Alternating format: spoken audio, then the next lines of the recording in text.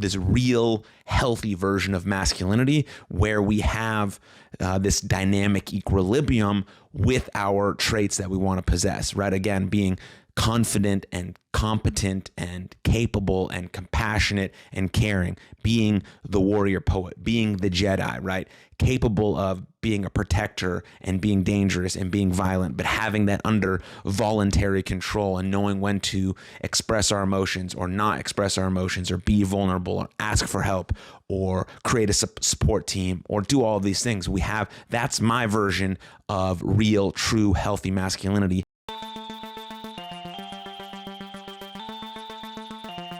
Hello, my friend. Welcome to Something for Everybody. My name is Aaron Machbitz, and today's episode is a solo episode where I will be talking about some of the absolute worst things about being a man according to men. And before I get into all of that, I want to read you a tweet. From Chloe Valdery. She's one of my favorite people to follow on the internet, and she had this to say.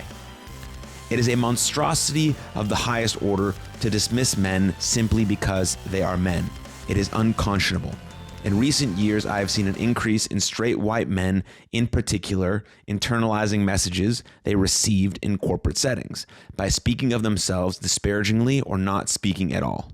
The flip side of this is men reactively taking their legitimate anger towards this cultural script and letting it unconsciously control them. There is a symbiotic relationship between the disparaging of men and anger spells taking them over. We must absolutely speak up and out against this dangerous trend in the culture. It is unacceptable. We must treat all human beings as sacred, including straight white men.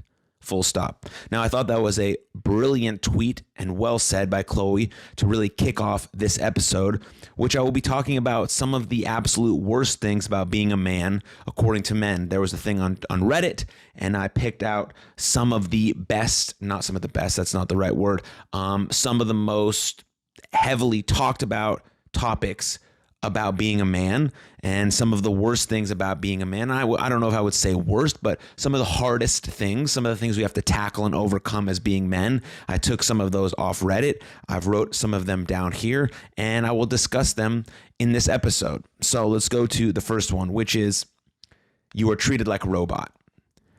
It's a sad fact that men are often told to express their emotions, but are laughed at or dismissed when they do.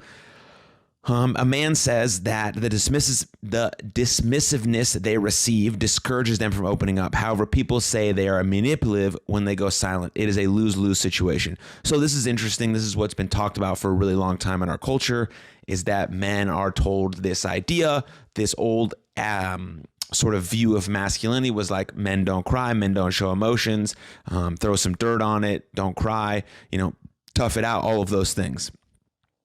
And then when we do sort of express our emotions or our vulnerabilities, we are dismissed as you don't need to have those emotions or put those away, or we're laughed at, or we're told we're weak, or we're told that we shouldn't cry or we shouldn't have that emotion. So we're still shifting the cultural view on it.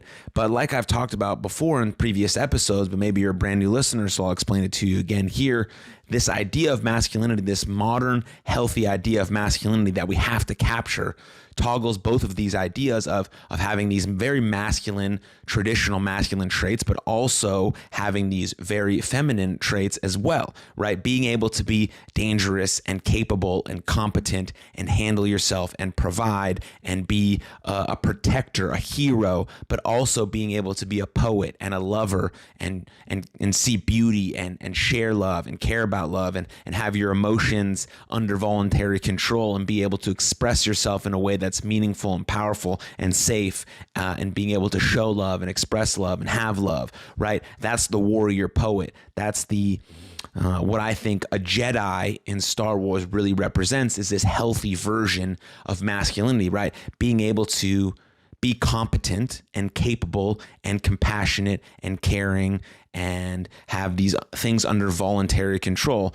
and knowing when to sort of pull out these dynamic traits that you've developed as a man, when to be tough, when to, pull yourself up by your bootstraps, when to be tough and provide for your family, but also know that you have safe, supportive people that you can ask for help from, and when to show emotion and when to be vulnerable, which is basically just being courageous and truthful. So understanding when to display those things, when it's safe to, and when you've built up those relationships. And now women have to be receptive of those things. If they want men who open up and share and tell them what's going on, they have to be receptive to those things. Yes, women also want some of these very masculine characteristics like the competence and the confident and the capable man, but they also want someone who can be courageous and truthful and share and be about love and express love and show beauty and share beauty and be this warrior poet. So that's what I think. And so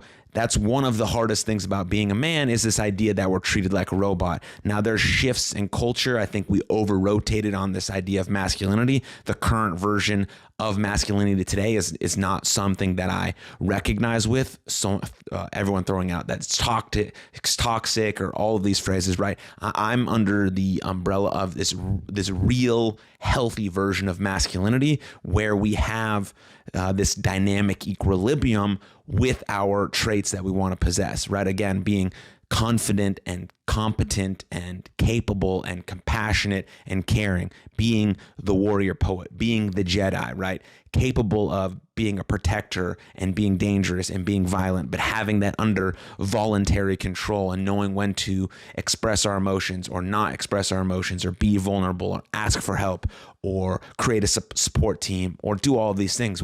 That's my version of real, true, healthy masculinity, and why I talk about it so much on this podcast. So hopefully the young boys or the other men that are listening, we can all resonate with that and grow together and embody those traits together and uplift men together, so we can sort of smash this idea that we're not treated like robots. We're real, dynamic humans with emotions that can cry and express, and we have the peaks and valleys that everyone feels, and we can express those in a healthy, actionable way like men can do.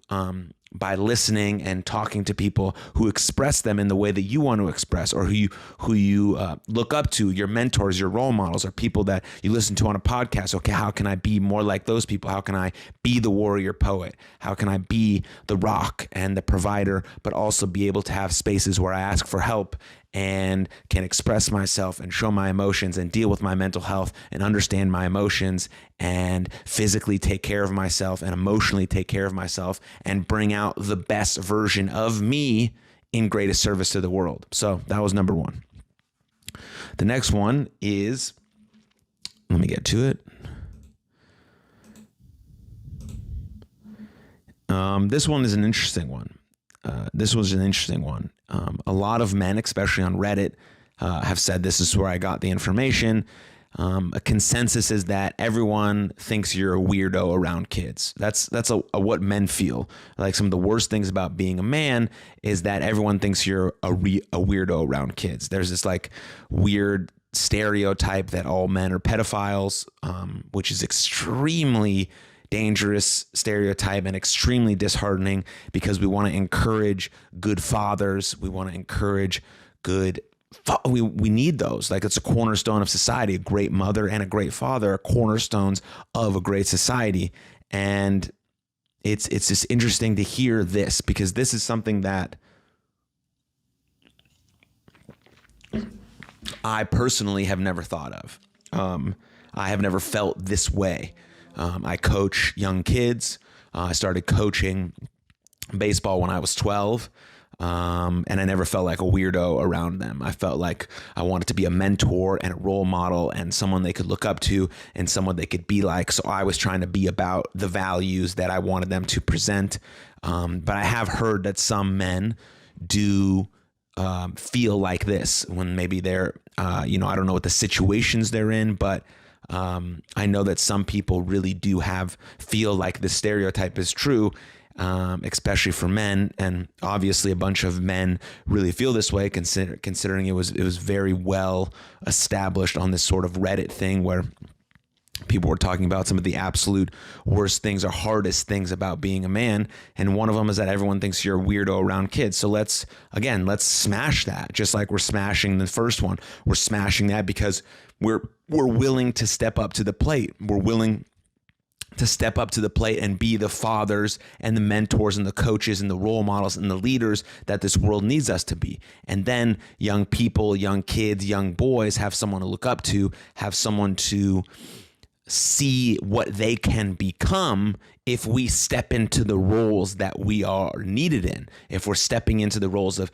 being a leader of the community or our family or our religious group or our sports team or of our kids' teams, or just stepping up to the plate to be great fathers, like that's what we need. And that's what can smash these sorts of stereotypes if we reverse the culture around these things. And it goes back to one, right? The way people treat us is that they think we're just these robots, emotionless robots who don't have any feelings whatsoever and just can do things, right? We are humans. Men are human beings with a full fledged of emotions, just like anyone else on this earth. And we're learning to be able to have the emotional vocabulary and the emotional agility to handle that, to be more courageous and truthful and vulnerable and honest and open, while also still being the tough, protector, competent, capable, confident person that you wish us to be. And that moves us into these roles where we can fulfill our duties as men, which is to be these great leaders, these great coaches, these great fathers. And then we can sort of smash this stereotype that some men feel. So we have to step into that role. We have to get into the arena. We have to do the work and take responsibility over our own lives as men, take accountability and ownership of our own lives as men, clean up our own house, clean up our own room, so then we can bleed out into the larger community to be the men that this world needs. Just like we need women, just like we need everyone to become their greatest self in greatest service of the world. But specifically talking about men here stepping into that role, stepping into the arena, taking responsibility, getting that blood, sweat, and tears on them, falling down, but getting back up and deciding to step into these roles to do the part that we are destined and needed to do in this world, in this community, by being these positive, strong, capable, compassionate, caring role models to eliminate this stereotype, this sort of weird, really sad, disheartening, and scary stereotype about, all men being pedophiles, right? Of course, there are men who are pedophiles. Of course, it's obviously true. But again, we don't want to generalize and say all men are this or all women are this. It's just not something that we need, because when you generalize, you put, again, everyone in the same bucket. And when you put everyone in the same bucket, it makes anyone who identifies with that bucket feel like this is all that they are. This is all that they are. And that's not true. We're much more than that. You don't want to be generalized for whatever thing that you're part of, right? You are more than that. You are you. You're unique. And you have unique gifts and talents to express. And when we generalize something, it just diminishes the good that has come out of that. Like, there are a ton of men doing a ton of good stuff, changing the world for the better. And I wish to be one of those role models and one of those voices, and more men will decide to take responsibility and ownership of their life and encourage other men to do that. Then there's this idea of this positivity resonance, and it bleeds and it dominoes. So that's a huge thing. And I think it's very, very, very important. Next one is unreasonable expectations. Unreasonable expectations may be the most significant disadvantage. One man says nobody cares if you're in a bad place.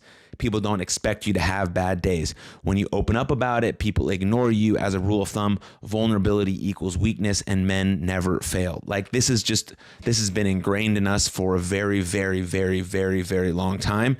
And yes, the culture around it is changing with more talks of what true healthy masculinity is. I think we rotated too much to this idea of toxic masculinity. So a lot of young boys and young men are hearing this idea of being weak and docile and don't do anything or don't go after the things you want because you'll just keep fucking up society because it's already fucked up and men just fucked it up. Like, that's not a good message for anyone.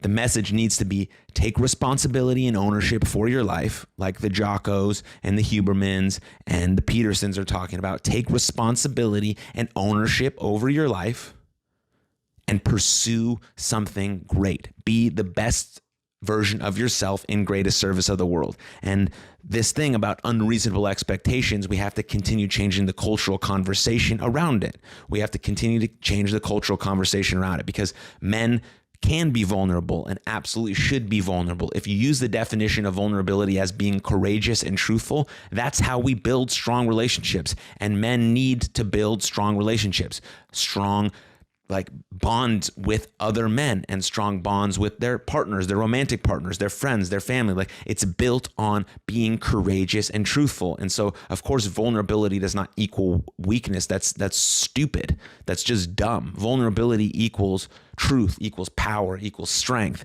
Vulnerability equals courageous and truth. The combination of those things create a great, meaningful, fulfilling life.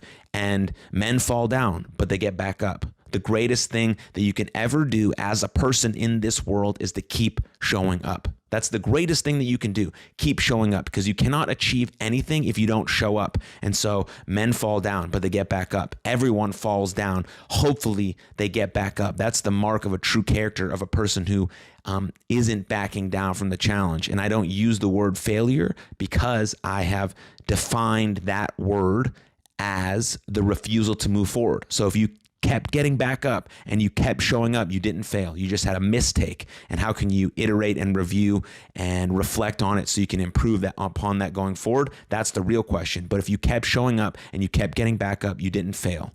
And so, yeah, sometimes there are unreasonable expectations on men to carry the weight of the world on their shoulders, to be a provider for everyone and everything. But we have to have our own expectations about what's true for us. What can we actually provide? What's actual reality? What is something that's in my control that I can focus on? What are the things that are most important to me? How can I deliver on those things? Because I can't do everything. I'm not omnipresent. I am not God, but I am one man who's capable of a lot.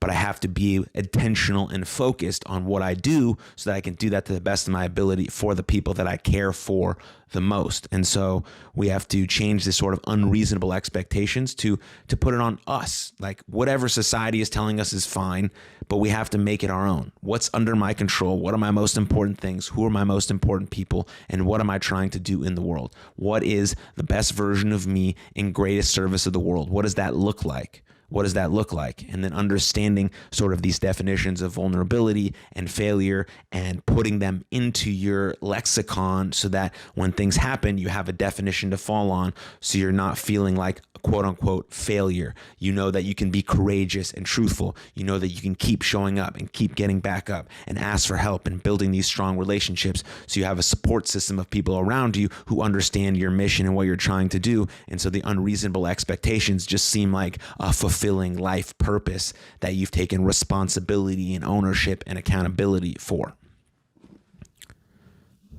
Next one.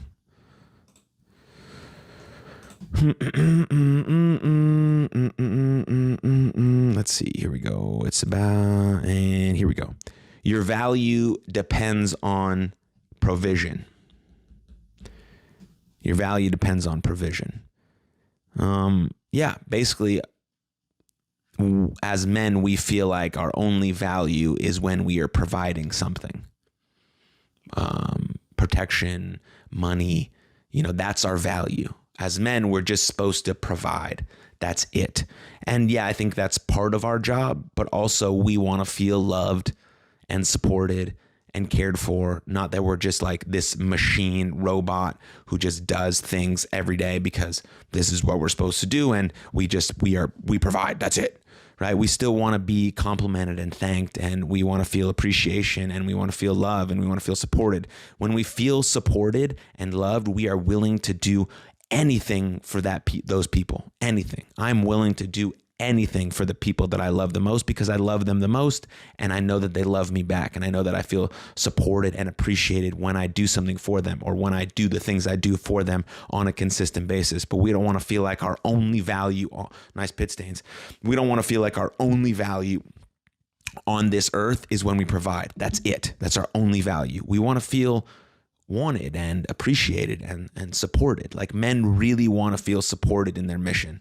Whatever their mission might be, whatever their massive transformative purpose might be, men really, really want to feel supported in that and are willing to go to great lengths to achieve that, to provide, to protect, to be the person that you want them to be, but they have to feel appreciated and supported in that, not like they're just this like thing that you don't really need, but the only thing you really need from them is that they're providing you money. Like, we don't want to feel like that. That's not love. That's not appreciation. That's just like, using and abusing us. And we don't want to feel that way. We want to feel like, again, we're supported and loved and cherished.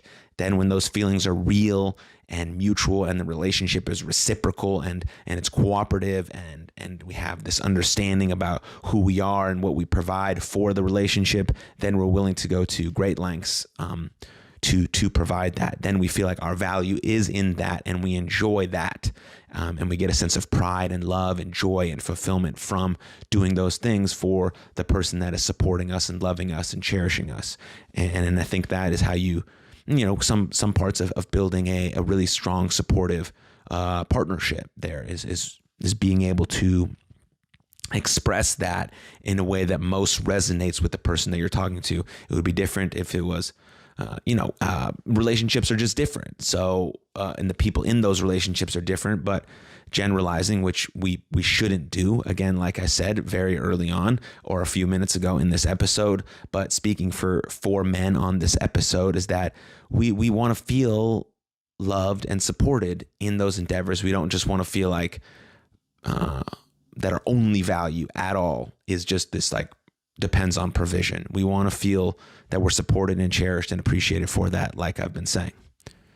So, next one. Men can't be victims. Yeah, this one sort of came up a lot in the Reddit thread as well. A respondent explains that after being sexually harassed at work, nobody took it seriously. People said that he was lucky and that it was a compliment. After approaching the management, they said, let's make it a clean slate and move on. Nobody expects men to be affected by sexual harassment and assault. Yeah, it's just hard because, you never think of the man being sexually harassed or assaulted. So it's just a hard part about being a man is that men can't be victims. And no one assumes they would ever be assaulted or harassed. And so it's just a tough part when it's actually true and it actually happens or deeply affects us or it actually, is very traumatizing for us. If we feel like we can't speak up about it, we'll just be laughed at and told that that's a compliment or just get over it. You're lucky that someone's, touching you or thinking about you or whatever, some weird phrases that might be a response to someone opening up about being harassed or assaulted. And so that's a hard part about being a man is that we seem to feel like we can't be victims. We can't open up about those things, even if we may have actually been harassed or assaulted in a sexual way that we did not consent or ask for. And so that's difficult as well. And I think the last one here is that men feel like they're never complimented, and they feel like that's a hard part about being a man. I talked about this in a couple previous ones, which is that our value depends on our provision. And so in that, people just expect us to provide, and never being appreciated or complimented for that is tough. So men do want and need, validation, right? We're not these sort of unemotional robots that don't need any sort of love and affection. We need validation sometimes that we're doing the right thing or that we're on the right track or just that you see us and you hear us. We do need appreciation and we do need support and love because we're willing, again, to do anything for the people that we love as long as we feel like we're supported and loved in that. And a compliment goes a long way. Like, you're doing a great job, or you look great today, or wow, your haircut looks nice. Like, some of these very simple things can go a long way for someone just noticing a man that he's taking responsibility for his life. He's taking ownership. He's taking better care of his health and his emotional health and his mental health and his physical health. Like, not to say that it's everyone else's job to uplift this person, right? It's a personal journey to validate and appreciate oneself but having sometimes that external validation of someone saying, you look good, or I love you, or I appreciate you, or I'm supporting you in this, or you're doing a great job, or whatever it is, right? Context dependent. I think that goes a long way. I mean, it really goes a long way with anyone. We want to validate people in their feelings and experiences, right? Because it makes them seem, or makes them see, seen, heard, and loved, right? We want to validate them in their experiences to make them feel seen, heard, and loved. And it especially goes for men who feel like they just never get complimented ever. And so maybe dropping a compliment to a man in your life, or your brother, or your friend who's a man, or just saying something kind to them, or telling them that you appreciate them or you love them, goes a long way, because we want to feel that way. And, yeah. So those are just a few things that I found that popped up the most when I looked at the Reddit thread about just, ideas about, hardest things about being a man from actual men. And so if you're someone who cares about men, or has great men in your life, uplift them, talk about them, talk about the powerful and healthy masculinity, and how important that is, and how amazing these men in your life are, whether it be role models, coaches, teachers, fathers, right? We need more examples of great men doing great things, so that the younger generation can see that and elevate themselves and see, oh, I can do those great things. I can take personal responsibility and ownership over my life, because I can be like my coach, or my teacher, or my dad, or my neighbor, or whoever it is. And then we can sort of smash these things that make men feel the worst about themselves, and we can continue to develop this newer, fresher, more modern, actual modern version of healthy, strong masculinity, like the Jedi, which I think is a beautiful comparison to really what masculinity can and should be, right? The ability to protect the ones you love, a hero, a protector of two, the ability to do that, to be able to be confident and capable and competent, but also have the ability to have that stuff under voluntary control, to be able to create relationships and support one another, and be peaceful and mindful, and have a control under your emotions, but also have the capacity for danger and violence when it's absolutely necessary to protect the ones that you love, but also have the ability to mentor and coach and share love to people, that why you bring them up, why you nurture them, why you're compassionate and caring, right? The ultimate idea of masculinity is those things, is this healthy, true, strong version of masculinity, like, your favorite Jedi. And I think that's really cool. And maybe people listening or watching this have other examples, whether in pop culture or in their real life, of the greatest examples of this very awesome version of healthy masculinity that I'm trying to possess every day, that I'm trying to be about every day, and teach to the people that I coach, my players, through this podcast. And so whatever resonated with you throughout this episode, let me know. If something didn't, or you have questions, comments, you want me to dive in more on an area like this, or whatever it is, I'm definitely going to keep talking about masculinity, because it's a very important topic to me. And it's a very important topic to the young boys that I'm around. And I want to be that role model for them. I want to be that, like my coaches and my dad was for me, and currently is for me. I want to do that via this podcast, via coaching baseball. And so it's extremely important. I'm going to keep learning and understanding more about really what strong, healthy masculinity is, and how to sophisticatedly talk about it on this podcast with the appropriate language, and it hopefully resonates with the most amount of people possible, whether you're watching or listening. So cheers. Thank you. See you guys next time. What's up, everybody? Thank you for tuning into that episode. And if you enjoyed it, click here for another full-length episode of the podcast. And please don't forget to subscribe. But above all else, most importantly, please take good care of yourselves and others. And I'll see you next time. Lots of love. Cheers.